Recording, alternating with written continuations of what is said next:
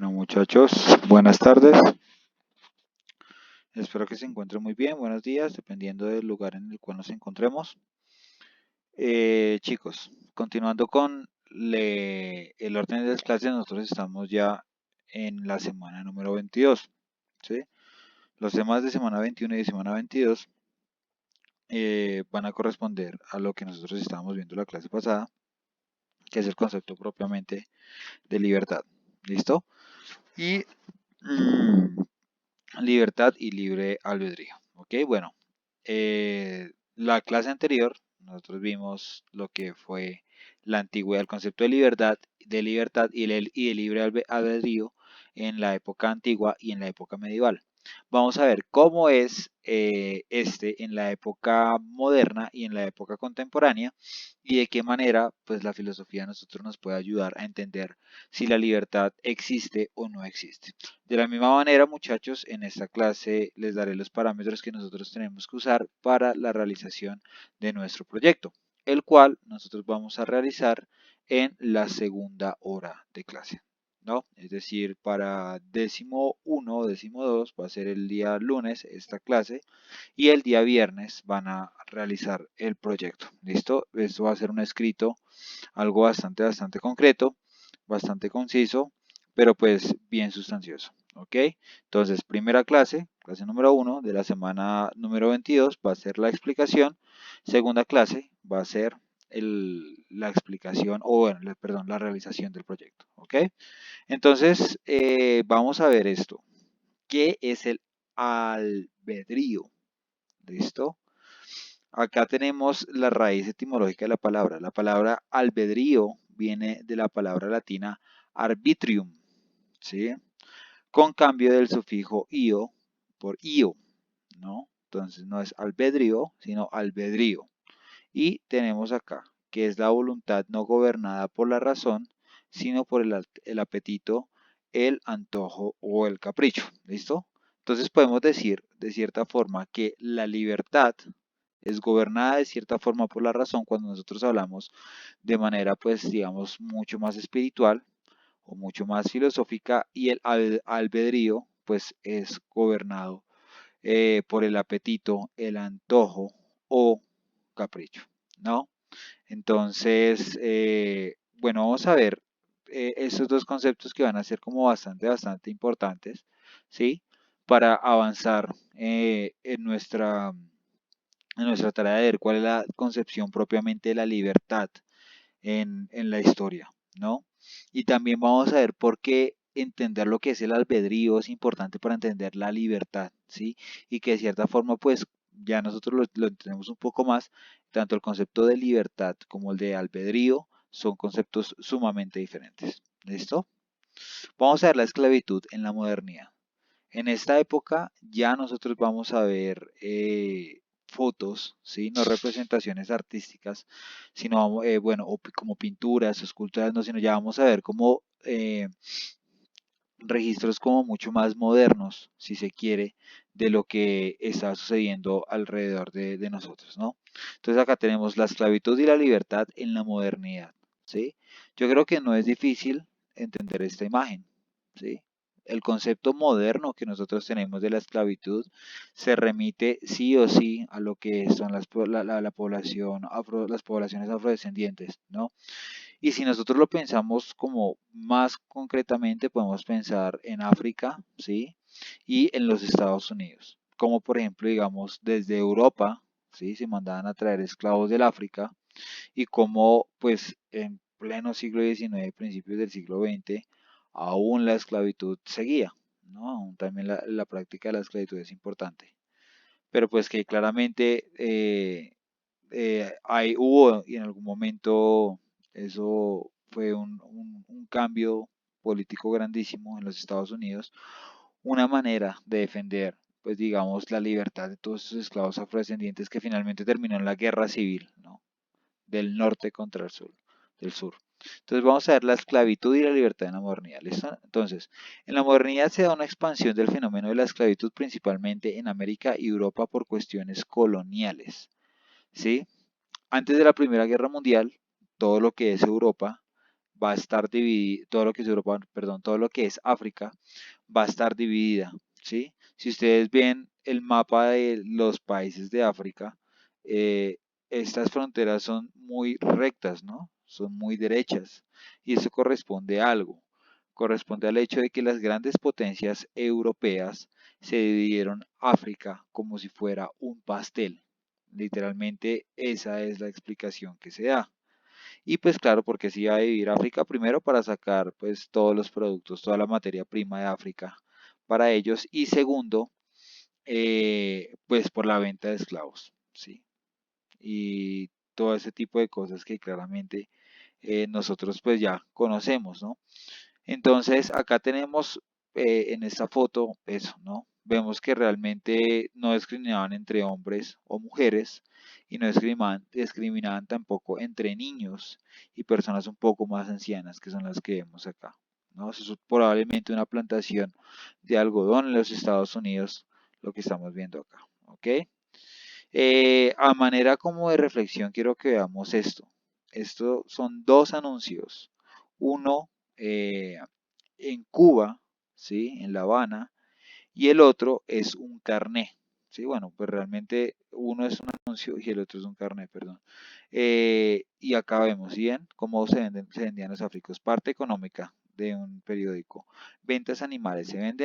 Se vende una negra criolla, joven y sana, y sin tacha, muy humilde y fiel, buena cocinera, con alguna inteligencia en lavado y plancha y excelente para manejar niños en la cantidad de 500 pesos en la calle de Airos, número 150. Impondrán de los demás, se vende y ahí abajo encontramos este un caballo, ¿no? La venta de un caballo. Entonces las personas consideraban a los negros en esa época como bestias. Y acá nosotros vemos que esto es un anuncio, en la parte de acá abajo podemos ver que esto es un anuncio que se publicó en un periódico de La Habana, en Cuba, en el año 1839, ¿sí? Eh, Se venden esclavos como si vendieran caballos y otros animales. Entonces, incluso acá en América, yo creo que el fenómeno de la esclavitud fue muchísimo más fuerte. Y acá, a nuestro lado derecho, tenemos una tarjeta de identidad o un carnet de identidad de un esclavo de solamente 10 años, cuyo nombre es Benito Criollo, ¿sí? Y pues bueno, es una tarjeta de propiedad como si se tratase de comprar un apartamento o una moto o de tener cualquier tipo de bien, ¿no? Entonces, vean, digamos, hasta cuál punto llegó la esclavitud, ¿sí? Y hasta cuál punto, digamos, también no todo lo que es visto legalmente siempre es lo correcto, ¿no? Las leyes no siempre van a ser correctas del todo, ¿sí? En ocasiones las leyes también se pueden equivocar y eso es lo que nosotros estamos viendo acá. Bien, claramente hay una visión filosófica frente a la esclavitud y a la libertad durante esta época y quiero que nos centremos en John Locke. En las clases pasadas nos centramos principalmente en el pensamiento de Agustín, de Hipona, de Aristóteles y también de Santo Tomás. En este caso nos vamos a centrar propiamente en el de Locke.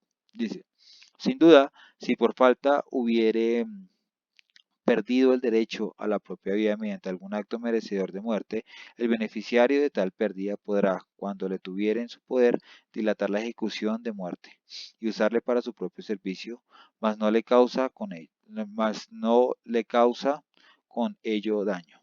Porque siempre que el tal sintiere que las asperezas de su esclavitud sobrepasan el valor de su vida. En su poder está con resistencia a la voluntad de su dueño ocasionalmente ocasionarse la muerte que desea.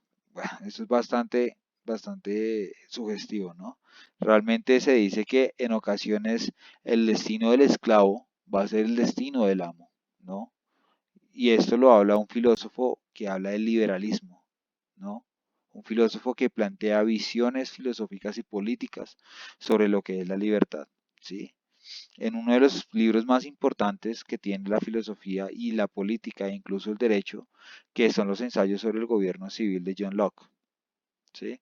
Entonces, claramente, lo que yo les digo, chicos, hay una visión, una apología a lo que es la esclavitud en en la modernidad, sí, por parte de los grandes filósofos, como también sucedía en la antigüedad y en la Edad Media, pero no por eso nosotros podemos decir que la filosofía es censurable, ¿sí? O que en general, pues, estos autores en su totalidad sean censurables, ¿sí?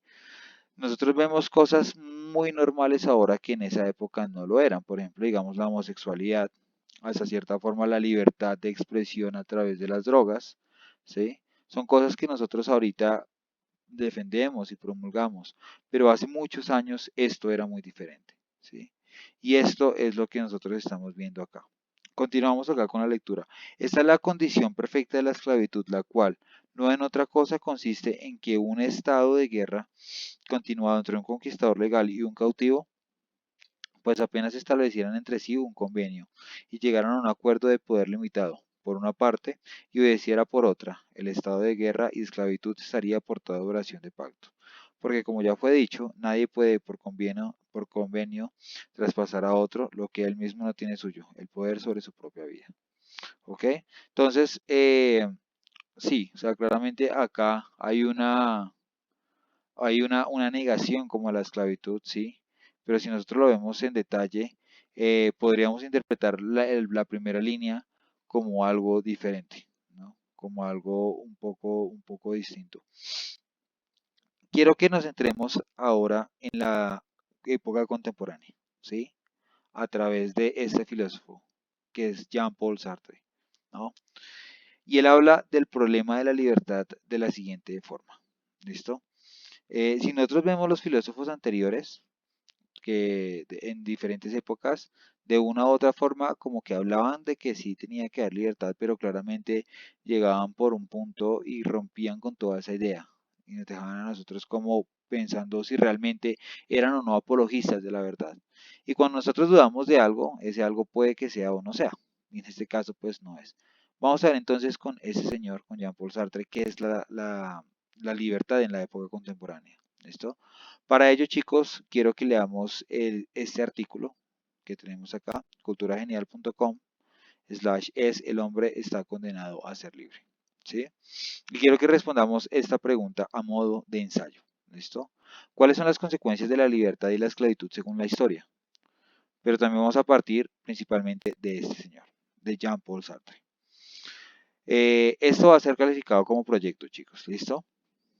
Entonces podemos tomar referencias sin salirnos de lo que ya les he explicado en las clases, ¿sí? Los apartados sexuales son los apartados que vamos a utilizar para referencias y, perdón, también esta página web. Les voy a explicar así a grandes rasgos qué es esto, ¿listo? Según Jean-Paul Sartre, la existencia es mucho más importante que la esencia, ¿cierto?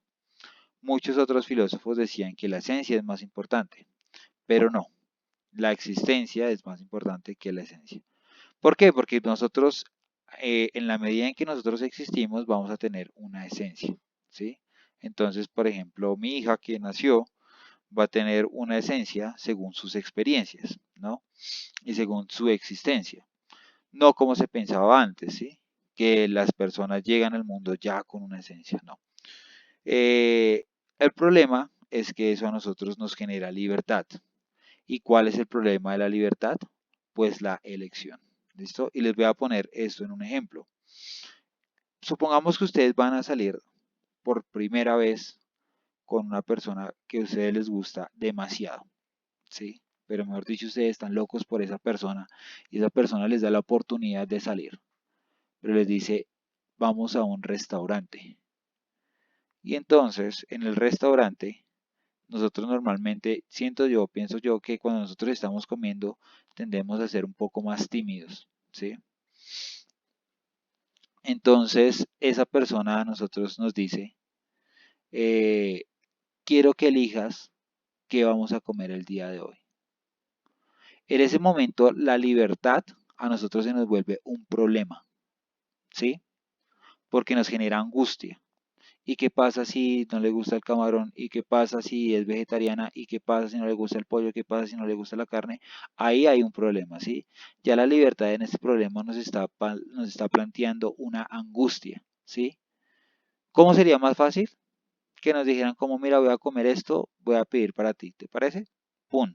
Ya, ahí quedaría. ¿Sí ven? Entonces, para Sartre, el momento en el que nosotros somos libres y podemos elegir nuestras acciones, nosotros entramos en una crisis, porque es mucho más fácil, pues, no tener que elegir, ¿cierto? O, por ejemplo, digamos, algunos de ustedes, no sé, chicos, habrán presentado separación de sus padres, espero que no, pero eso son cosas bastante complejas, ¿no? Entonces, cuando ustedes, por ejemplo, digamos, vivían con sus padres, o algunos de ustedes probablemente no hayan tenido esa experiencia, o algunos otros sí, pero por ejemplo, cuando los niños viven con sus padres, son muy felices, realmente porque no tienen que elegir entre uno de ellos dos, ¿cierto? Los dos están en casa, pero cuando ya son mucho más grandes y tienen que elegir, ahí se genera una angustia, porque esa elección es dada por la libertad. Entonces, acá está el concepto de libertad en Jean-Paul Sartre. ¿Listo? Obviamente acá está mucho más explicado, mucho mejor explicado en el texto. Y bueno, chicos, entonces lo que nos queda a nosotros de esta clase va a ser tomada para lo siguiente, para resolver esta pregunta. ¿Cuál va a ser el criterio? Va a ser como mínimo 2 páginas, ¿sí? Un ensayo de 2 páginas en el cual se tengan citas textuales de lo que se vio en clase, ¿listo? Tanto de John Locke como de Santo Tomás, como de Aristóteles, en este caso como de Jean-Paul Sartre, respondiendo esta pregunta. ¿Cuáles son las consecuencias de la libertad y la esclavitud según la historia? Porque según lo que dice Jean-Paul Sartre, el esclavo negro o el esclavo bárbaro o la servidumbre, ¿sí? O ese esclavo no cristiano, de cierta forma, tiene mucha más tranquilidad, llamémoslo hasta cierta forma, hasta cierto punto, cuando no es libre. Pero en el momento en que empieza su libertad, va a empezar a preguntarse y a tener angustia. Entonces, muchachos, espero que estén muy bien. En esta primera hora vamos a tomar esta explicación. En la siguiente hora vamos, y bueno, en la siguiente hora, en lo que nos queda de esta, vamos a empezar a realizar nuestro proyecto. ¿Listo? El proyecto tiene que estar terminado para cuando yo llegue en una de las 2 clases, les pido a ustedes, muchachos, que por favor suban eso, ¿sí? No lo voy a dejar montado ahorita porque no sé cuándo vuelva al colegio, pero en cuanto yo llegue, pues les pediré esa actividad y simplemente les voy a decir, chicos, acabo de abrir la actividad, acabo de abrir el proyecto, tienen 5 o 10 minutos para subirlo. Espero que estén muy bien, muchachos. Muchas gracias.